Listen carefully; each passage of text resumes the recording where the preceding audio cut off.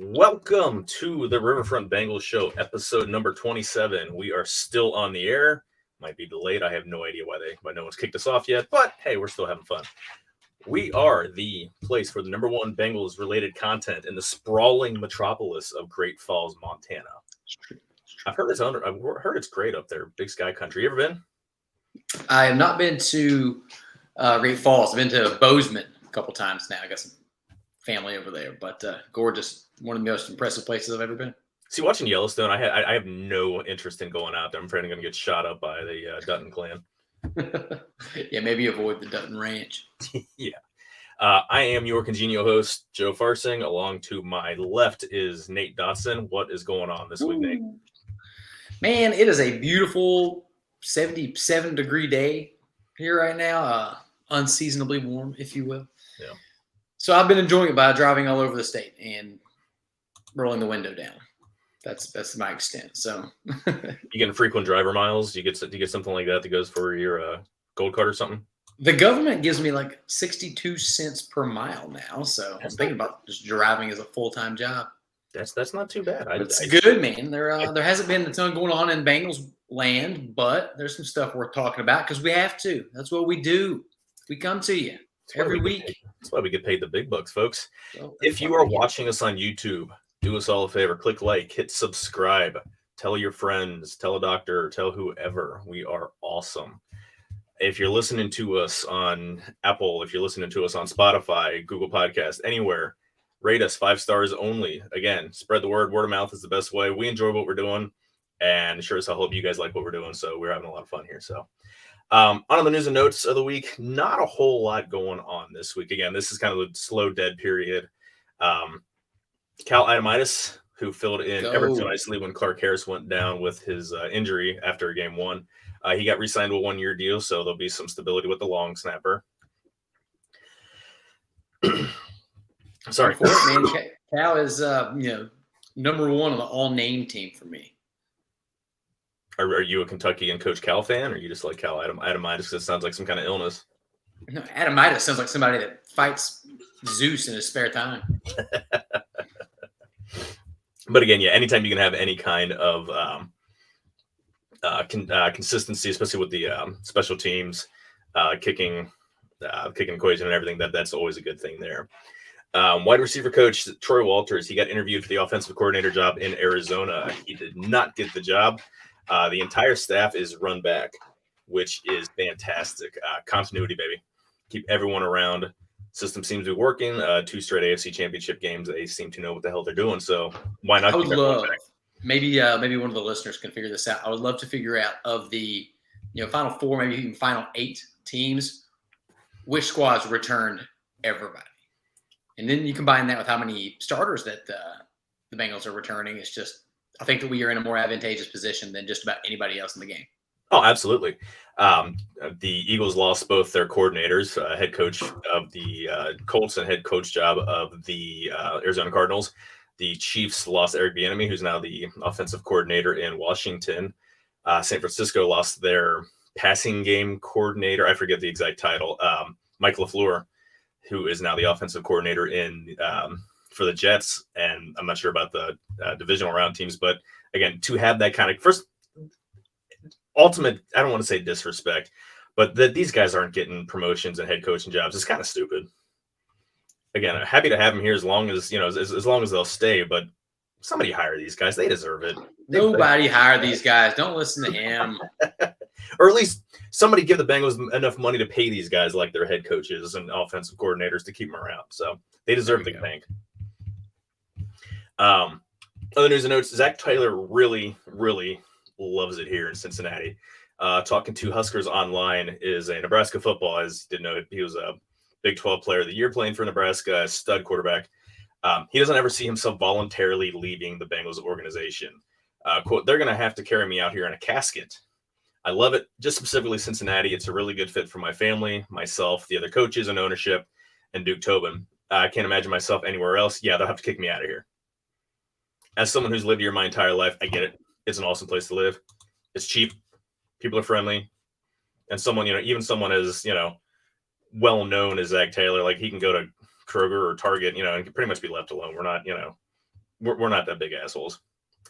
Most aren't. I am, but yeah, don't compare the rest of the region to you. But you hit on it right there. We've talked a lot about this, why Cincinnati could be an appealing baseball town, and those things are the exact same on the football side. You can go around. If you're not good, you're not going to get that much heat. But when you are good, you're going to be celebrated like a god, and you can do that without fearing for your life. You can go around town. You can go to the grocery store and not be hounded, not be bothered too much. You might get some, way to go, coach. Hey, coach. But that's it. Like, only interactions that are going to bring a smile to your face, not the other way around. And then you get to hang out with guys named Duke Tobin, who is allegedly a member of the staff, maybe a porn star. I'm not sure, but that's a great name too. Him and Cal Adamitis hanging out on the weekends. Cincinnati is where it's at. That was like the highlight of I don't say a highlight of my youth, but ran into the OG Bengal, Paul Brown, at Kroger in the lovely neighborhood of Madeira one year. This was like a year before he died. Ran into him in like the produce aisle and got his autograph. So nice. You sign your eggplant? It's a personal question. I was like 10, man. No, he is no. Good. Just making sure. Little bit of last news and notes for the week. Joseph Osai and Jonah Williams both had surgery last week. Apparently, Osai has been playing on a bum shoulder all year long. He had labrum surgery. Jonah had knee surgery related to one of the kneecap dislocations that he suffered last year. Oddly enough, I couldn't find any info as to what knee the surgery was on because he dislocated both, like each kneecap separately. Mm-hmm. All I can see is that he had surgery to repair and to help deal with to deal with one of the dislocations. So either way, one of the kneecap dislocations. Can you imagine? How weird is that? Like you rarely hear of a kneecap dislocation, period, and the same guy gets one in each knee in various points of the season. Like that's just. And he keeps playing. It's madness. Yeah. Anybody that hates on Jonah, like, yeah, sure, he wasn't the highest graded tackle out there, but man, he played through it. Yeah, love that guy. Very Cincinnati. I like that guy a lot. Yeah. Neither surgery should affect any availability for training camp. Remains to be seen if it's going to, like, for any mini camps or OTAs or anything like that, but it shouldn't delay. Like, they should be ready to go by the time season starts. Beautiful. Here in the summer. Again, like, that's it for all the Bengals related news and notes. Just a couple quick kind of league-wide thoughts. National media needs to stop trading T. Higgins. Pro Football Focus was the latest to get in on the action. Yesterday, he was traded to Detroit for the number 18 pick this year and a future fourth rounder. It's getting comical. Like, he's a Bengal under contract until he's not a Bengal under contract. There's no, like, contentious contract issues going on. Like, no. Everyone is saying everyone on every side is saying the right thing. I'm assuming, like, they're all saying, like, Jamar and T are both saying that Joe, is going to make sure everything works. Well, you think those guys aren't going to try to make sure their deals can work in effect to make sure that everyone gets paid? Again, quit trading the guy. He's not going anywhere.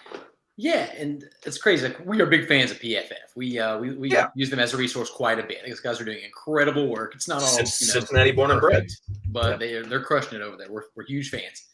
The fact that this all started because of one erroneous quote unquote journalist who just blatantly cherry picked a sentence and turned it into this whole media narrative. It's mind blowing. PFF is definitely better than that. Yeah. Like, the guy's not getting traded. Nobody's ever talked about him getting traded in any meaningful way. He's happy. He wants to be here. The team wants him here. There is no story. Moving on. Yeah. The other thing that kind of plays into it is just this antiquated notion that the Bengals are cheap. Again, this is a team that made Carson Palmer the most highest paid player in the NFL. Chad Johnson was around for multiple contracts as one of the one of the top wide receivers in the league. Geno Adkins, Carlos Dunlap, Andy Dalton got extended. Like, they pay their own players. Like, this isn't like 1992 Mike Brown, who's, the players are complaining because there aren't enough towels in the locker room. Like, these guys, like, there's a salary cap, there's a salary floor. They pay closest to the salary cap in real dollars, more than most teams out there because they don't have any huge dead cap hits that are they're taking up the space. So if they want him around, they'll make sure he's around, and he's going to be around. So exactly, it's silly. Aaron Rodgers has emerged from his 4-day darkness retreat. Ooh, stop the press. Oh yeah, it's hot now. It's swinging big time. No word whether he saw his shadow or not. No word how that affects the beginning of spring or not. I know there's similarity between him and Punxsutawney Phil. I don't know if you heard anything about that, but no, I've got no news on the least newsworthy thing we've ever discussed on this show. It was somewhere out in Oregon, apparently, and this is like I guess it's a big place where they do retreats. I figured he just found a cave in the woods and shooed the bears out or something, but this is an actual.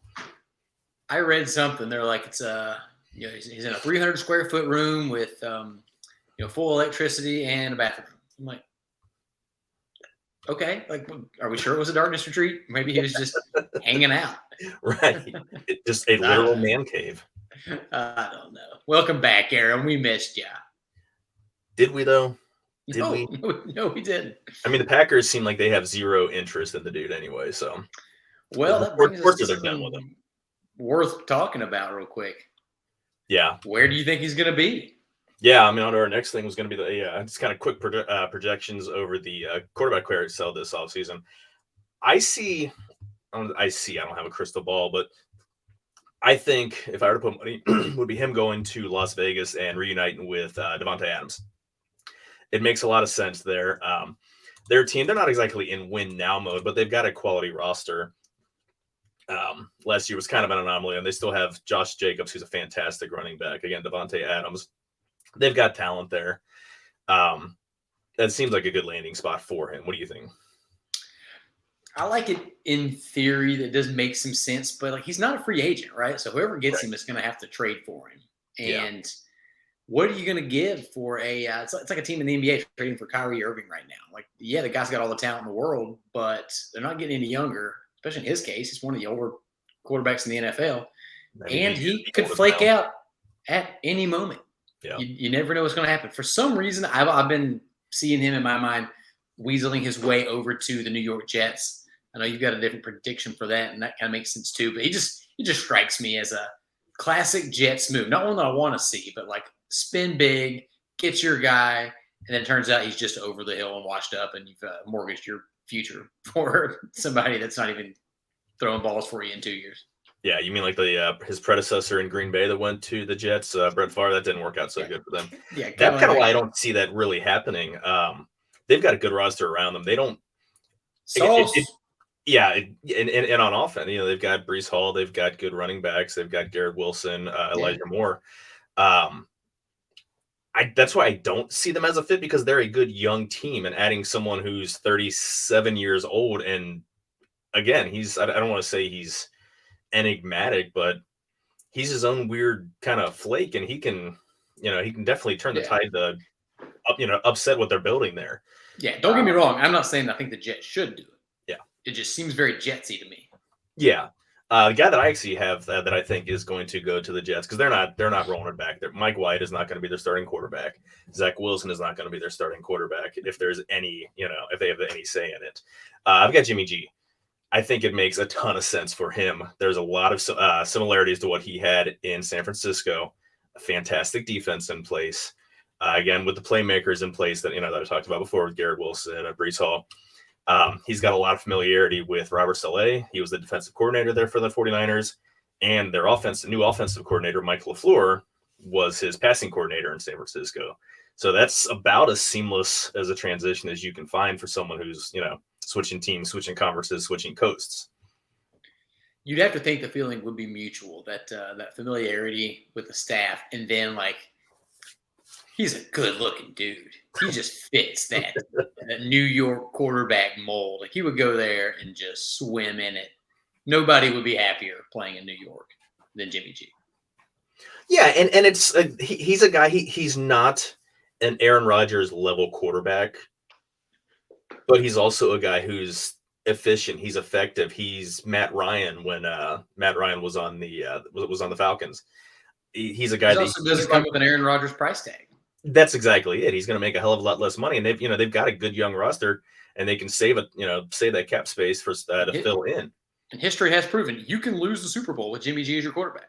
Exactly, but that means you got to the Super Bowl with Jimmy G as your quarterback. That's right. The other huge one that I have kind of projecting is Lamar Jackson to Atlanta. There's a lot of people there saying this, and it makes a lot of sense. I actually hadn't seen this yet. So yeah, I've seen a few spaces. Actually, I like the fit. Yeah, PFF had him there. I love the fit, if I'm being honest with you. Yeah, they have a ton of cap space. Marcus Mariota, cutting him gives them another $10 million cap space. Then he's cut either way. Yeah, exactly. Mariota's, I think his contract, I think he's on the books for $12 million. You can cut him and only have 2.5 in dead money. As much as I love Desmond Ridder, he's only a third-round pick. They don't have a lot of draft capital in him. Again, it makes a lot of sense for Lamar Jackson to go there. They've got a good, strong running game. They actually have and they've got a strong tight end. And God knows he's used to throwing to tight ends there. But they also have Drake London and some wide receivers there, which is better than what he ever had in Baltimore. That's true, and they love their running game too, and he would fit seamlessly into what they were trying to do this past year anyway. I like that fit a lot, and I think I agree with you. I think him and Baltimore the divorce has already happened. They just haven't said it out loud yet. I could be wrong. Very well could be wrong, but it just doesn't. Read the tea leaves does not look good. Yeah, I think at this point they're just trying to figure out, do they just let him go, or do I think what they want to do is try to exhaust every last effort to try to sign him, and then tag him and then trade him, so they're not just letting him walk without getting any assets back. Yeah. And again, having Lamar Jackson there kind of makes you run back to the DVD days of Work Done, Mike Vick, and TJ Duckett back in the early 2000s, which is that freak running quarterback who's got an absolute cannon of an arm. So also get Lamar out of the North. I wouldn't be sad if again, like Bengals can beat any team, but the fewer good players in the division isn't bad. I'm okay with that. Before that. Last quarterback kind of big name. Was that? Go ahead. No, go ahead. Last big name quarterback, big-ish name quarterback is our favorite guy with the guy liner, Derek Carr. I see him going to New Orleans. They had interest trading for him before they ended up, they had interest in him before he was cut. I mean, obviously they didn't want to have to trade for him if they didn't have to.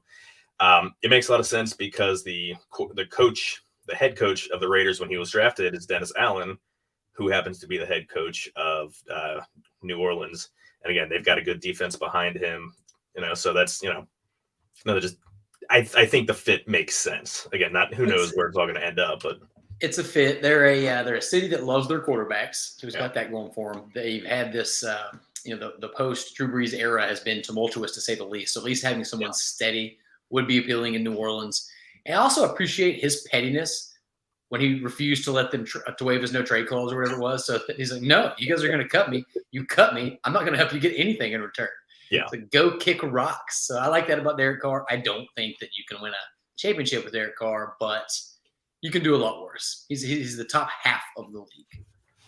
He's kind of like what Andy Dalton was here with the Bengals. I mean, you're with him, you're going to win 9, 10, possibly 11 games if everything goes right, and he'd be going to a much more winnable division. Or the NFC South is shit right now. Might be the best quarterback in that division immediately. Yeah, exactly. I mean, who knows what the Panthers are going to do? Who knows what the hell who the Buccaneers even have? So yeah, and then again, I literally don't know who they have. I don't know anybody on the Buccaneers roster, because they've got a lot of guys and Tristan Wirfs is about it, and I'd be happy if the Bengals were to somehow work a trade for that dude. True that. That pretty much extends their, kind of, at least of the big name quarterbacks that are going to, unless there's any other guys you can think of or anyone. No, I think that pretty much does it. It's been a relatively quiet NFL week. Usually the NFL does whatever it can to stay in the news cycle, the media cycle, but that kind of hasn't happened too much. When the big news, the big headline on ESPN.com is Aaron Rodgers leaving his darkness cave or whatever it is. Self-exploration. Good for him. XFL has stolen their thunder, and they're never getting it back. Hey, do you know the XFL was a thing again for the third time? I keep seeing people try to make me care, and they have failed once again. Yeah, it was the amount of people that were posting about it over the weekend. It was kind of like why are we like take a break from football? Okay, there's a lot of football, a lot of football news and notes and things to worry about, before the season starts. Just take a breather. This is shitty quality football. Okay, it's okay. Exactly. So, on the topic of the week, it's kind of just the offseason priority power rankings. Just kind of opinion of not what they need to do, just what I think is the most crucial, and obviously, what Nate thinks is the most crucial. I'm just going to start backwards 5-1 here, Nate. You can kind of throw in your own if you have any different ones, or just No.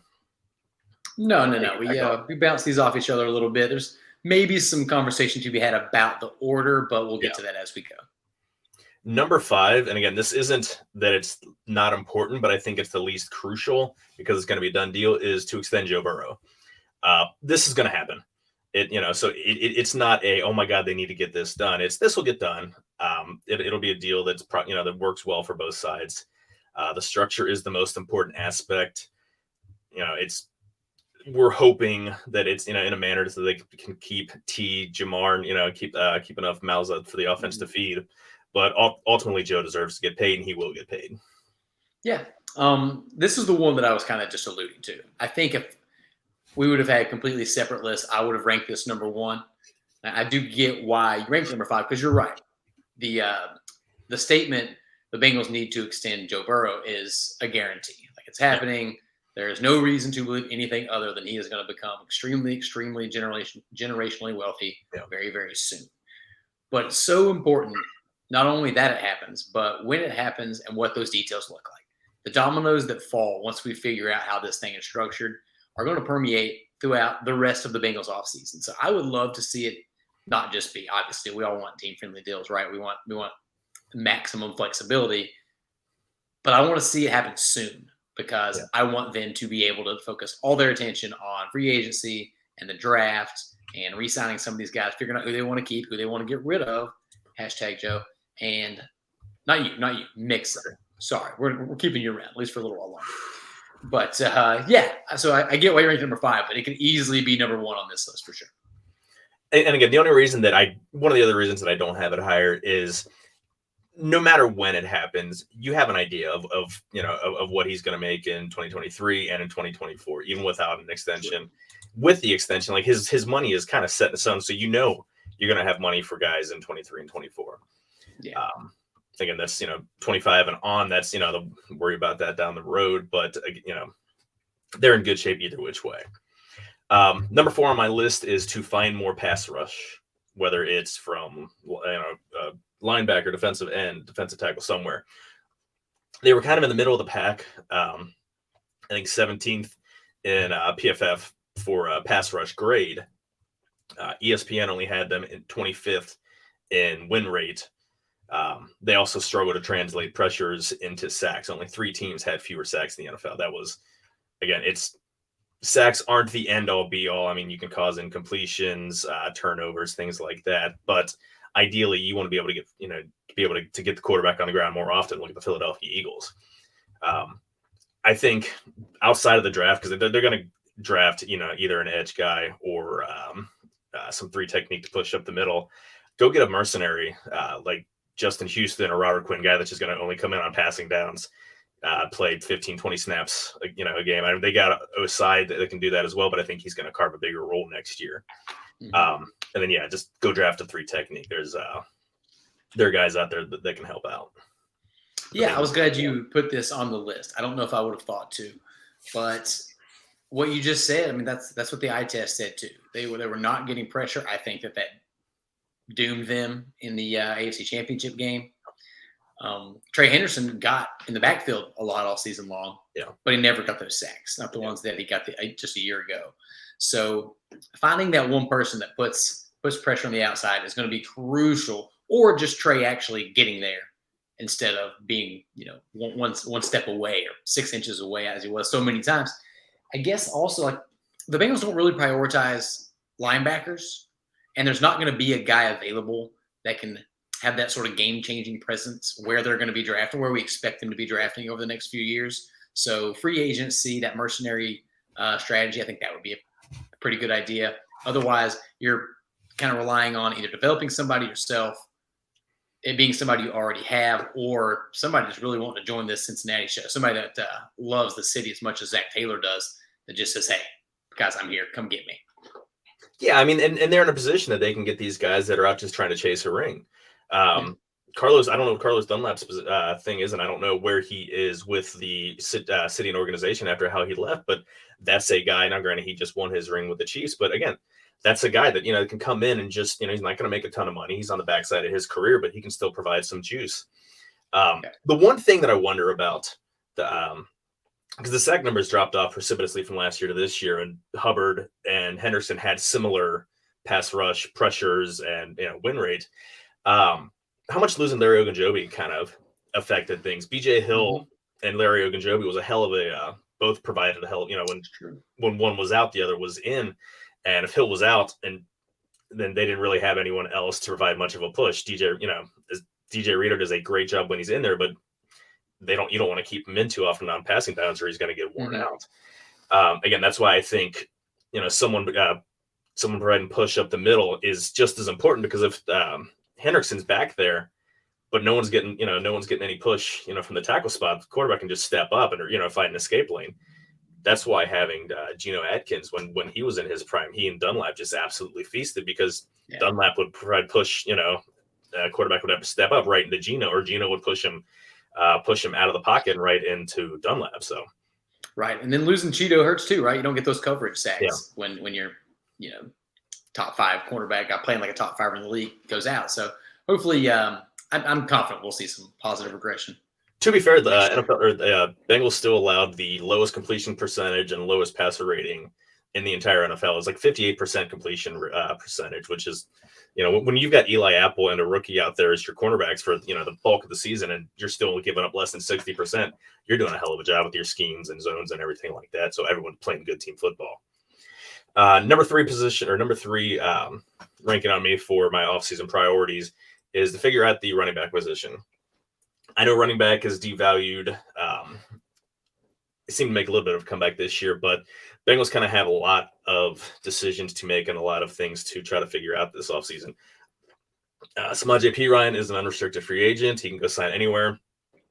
Joe Mixon has a gigantic cap number. He is making $2 million more than the franchise tag. He's not providing franchise numbers.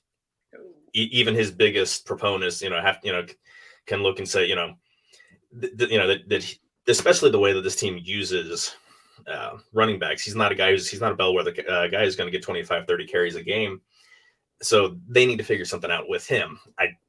The two options are either cutting him. You're going to save that cash, but then you don't have a lead back, and you're stuck trying to rely on a rookie as your starter, because Perine isn't a starting running back.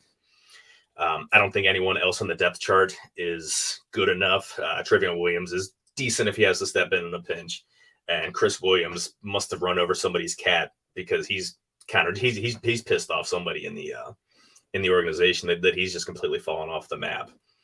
I think the more I think about it, I would try first to restructure Mixon's contract. If you can get him down to $5 million, something like that, and that's still decent money. That's probably more than what he's going to make if he were let loose.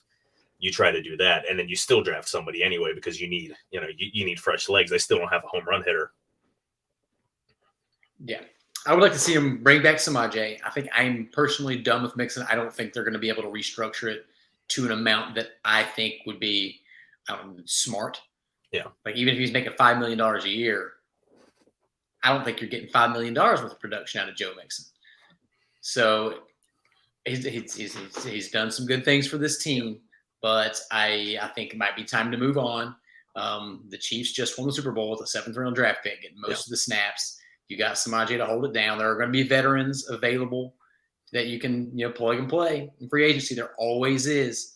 I mean, the Chiefs picked up Jarrett McKinnon for those some of those passing downs, and he worked out great for them. So I think you just go ahead and slash your running back budget and figure out where else to spend that money. Draft a guy mid to late rounds and hope for the best, because this team can win without an elite running game. They've done it 2 years in a row. Yeah, absolutely.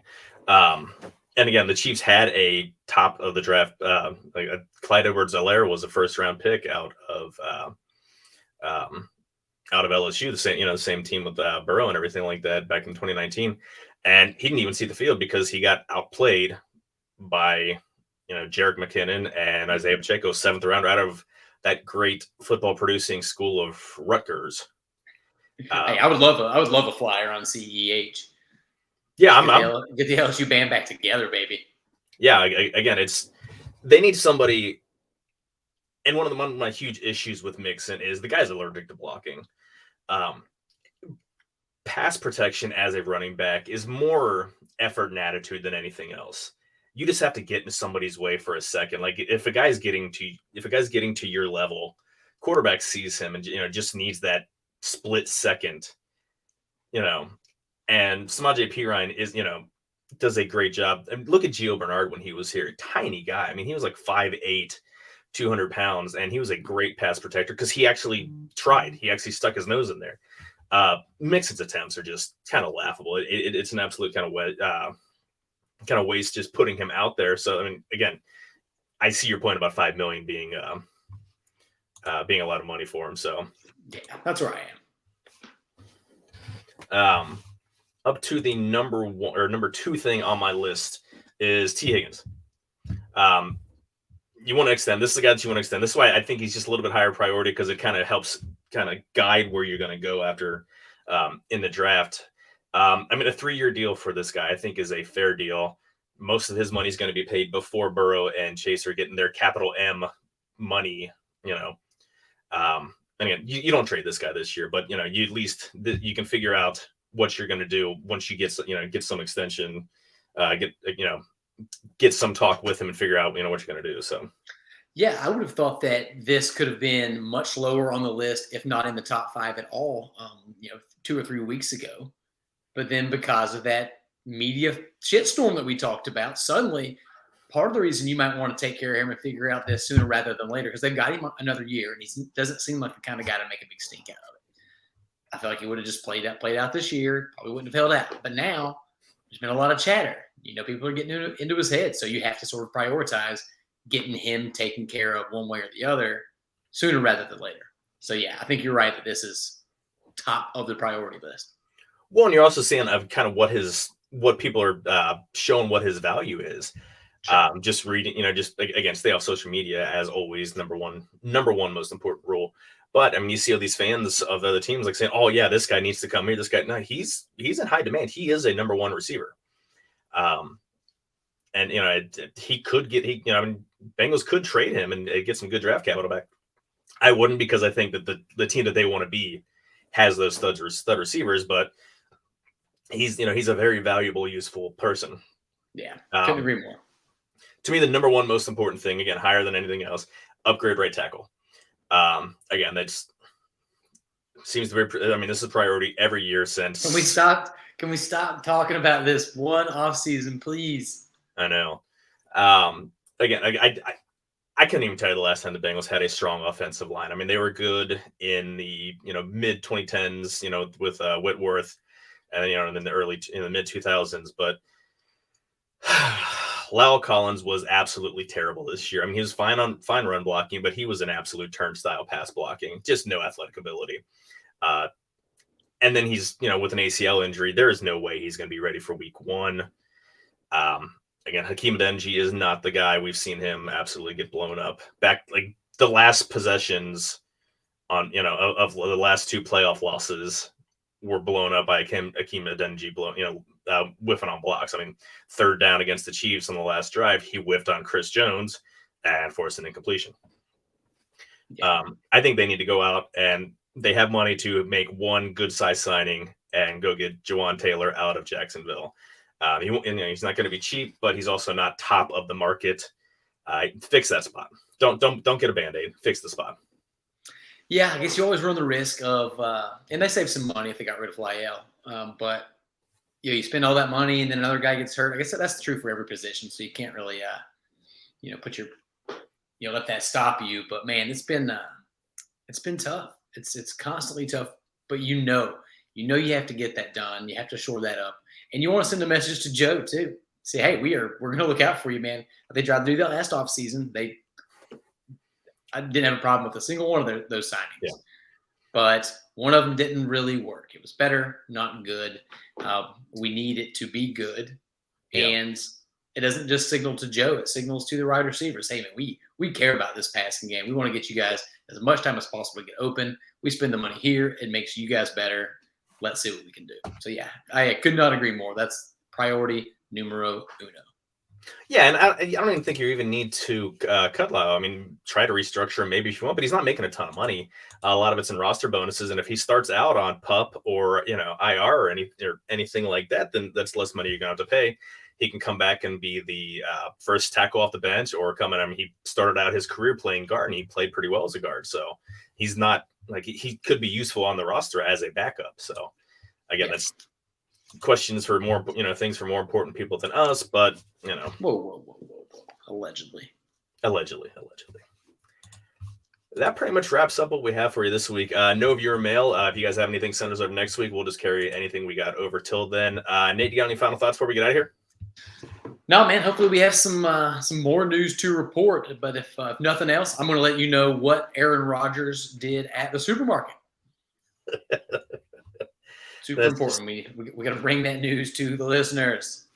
That's what people in Cincinnati really care about right now. You guys have any ideas for shows? Again, we're in the off season. That's things are not a lot happening for a couple weeks, and then big break. If you guys have any ideas, any suggestions, email us to team@riverfrontcincy.com. Tweet at us. We're on Facebook. Are we on Facebook? Kind of, but no. Are we on MySpace? Yes, we just don't care. Okay. Are we on MySpace? Of course we are. I actually am the MySpace guy. Okay. We're on the famous picture of him with the computer. That was me. We're on TikTok.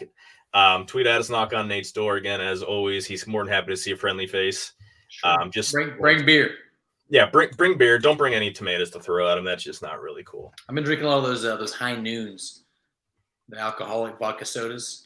Okay, that doesn't sound too bad. The canned vodka sodas. That's not too bad. So that'll wrap us up for this week. For Nate Dotson and for Kevin Casefaharn, I am Joe Farsing. So long, everybody.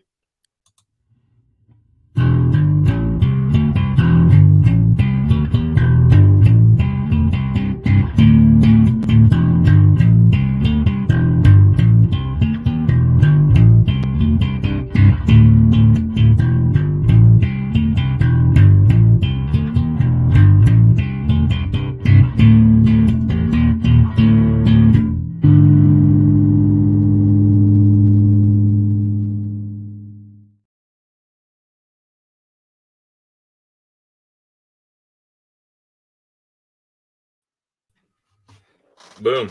Get you out in time.